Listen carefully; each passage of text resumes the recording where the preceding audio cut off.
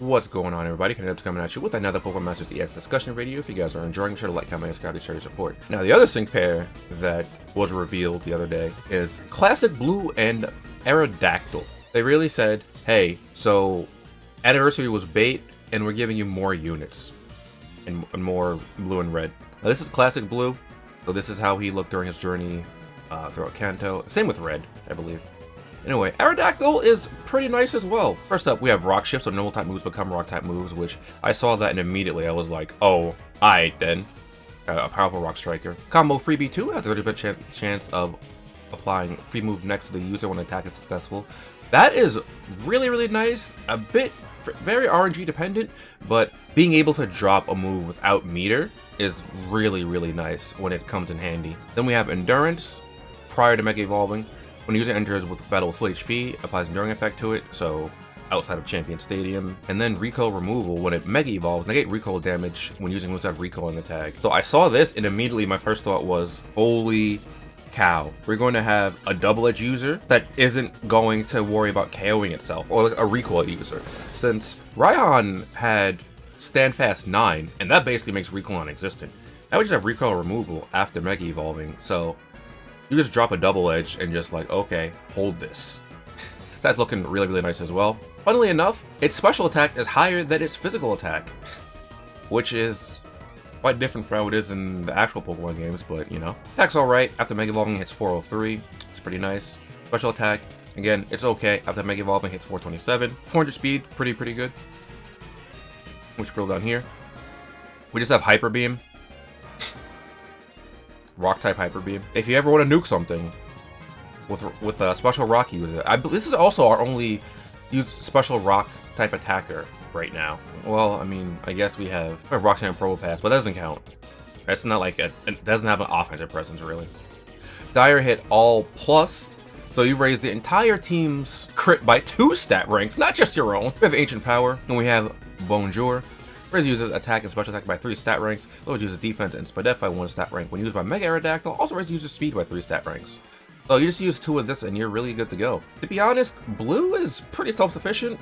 You're still gonna want to have some kind of support with him just so he doesn't have to spend the majority of his time setting up prior to Mega Evolving. Because like you'll probably want to be launching off Hyper Beams because they're gonna hit hard. And then after Mega Evolving, Ancient Power is replaced with Double Edge. And although you can do a Double Edge build, there is a stark contrast in power between Double Edge and Hyper Beam.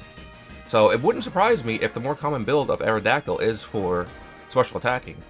All of that, and you also have to Mega Evolve in order to get Double Edge. So having Hyper Beam is really, really nice. The only downside is that it can miss, but I assume that'll be fixed on the grid. And then we have the No Competition Stone Edge, become Mega Aerodactyl at the end of battle.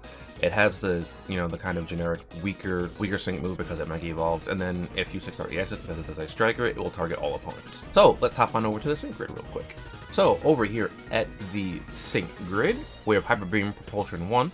Put the chance of lowering the sync moves countdown by 1 when the user's move is successful. That actually would probably come in handy because you'll likely be using this as a special Rock Striker, since you have to get to Mega Evolution before you have access to Double Edge. Crit Strike 1, always great to have.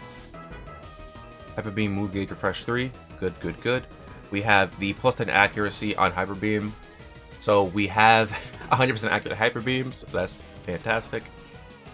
Have some Hyper Beam powers over here too. We have quite a few sync nodes as well. I have 3 sync nodes. Probably have 4 if I scroll a little bit more. We have Surging Sand 1, powers that moves are in Sandstorm. Send Time 2, Quick Charge Gazer in Sandstorm, and Sand Shelter. So you can vastly ramp up Aerodactyl's offensive presence by having it in Sandstorm, which like most other Rock-type Pokemon. MP Refresh on Bonjour, if you really want that. You don't really have a reason to use it, but I mean, it's there, I guess, since you max out your special attack and attack with 2 uses, and then you could have supports to raise your speed, so I don't really see a need for anyone to grab that node. Dire Hit all move MP Refresh, you don't want that. Two uses of this just maxes out your crit, so you definitely don't need that. First, that one's pretty nice. Restore your HP by 40% when you're in a pinch. Soften up crits ammo easily when you use it as a sync move. Oh, we have, oh my god. Oh, well, thinking about it more, it's not that great. Because yeah, we have 6 sync nodes for this, but the base power of your sync move is really low because you Mega Evolve. So like my knee-jerk reaction was, wow, all these sync nodes, that'll be huge, right? But you max out at what? Max out at 342 with